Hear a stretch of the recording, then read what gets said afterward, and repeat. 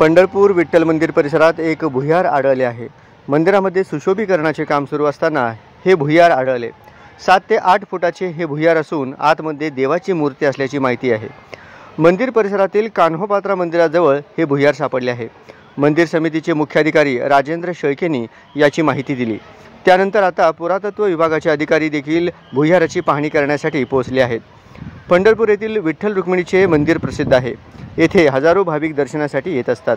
त्यातच आता येथे एक भुयार आढळले आहे। पंढरपुरातील मंदिराच्या गाभाऱ्यासमोर 16 खांबी जवळील हनुमान दरवाजापाशी एक दगड खचलेला आढळला।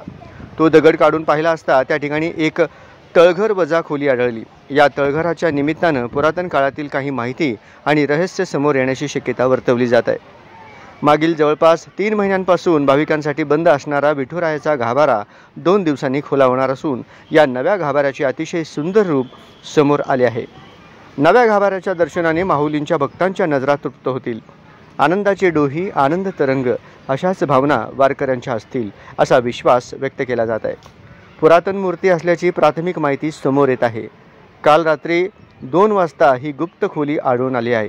दरम्यान आज मंदिर समितीसह अध्यक्ष औसेकर आणि पुरातत्व विभागाची टीम पाहणी करणार आहे। सध्या विठ्ठल रुक्मिणी मंदिराच्या जीर्णोद्धाराचे काम सुरू आहे।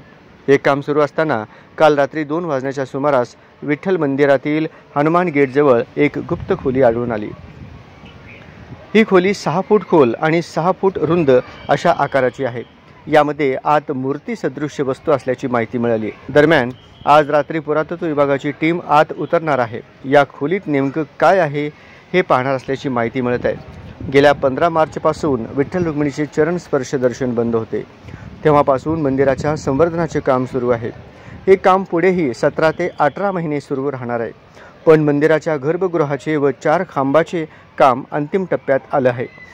त्यामुळे येत्या 2 जूनपासून विठ्ठल मंदिर पूर्ववत पदस्पर्शाने सुरू करण्यात येणार असल्याची माहिती विठ्ठल रुक्मिणी मंदिर समितीचे अध्यक्ष गहिनीनाथ औसेकर यांनी दिली आहे। 2 जूनपासून 9 जूनपर्यंत ज्या राहिलेल्या कुटी पूजा आहेत त्या सर्व देवाच्या पूजा होणार आहेत। देवाची तुळशी आणि पाद्यपूजा पूर्ववत सुरू होणार असल्याची माहिती औसेकर महाराजांनी दिली।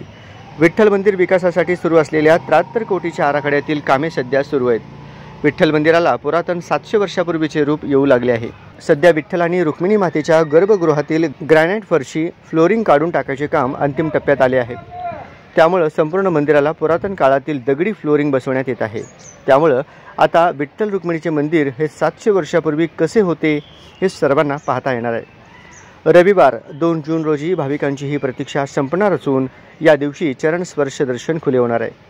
त्यापूर्वी देवाच्या गाभाऱ्याची छायाचित्र समोर आली असून यामध्ये नव्या रूपातील पूर्ण दगडी भिंती तसेच शिखराचे देखील दगडी काम दिसत आहे।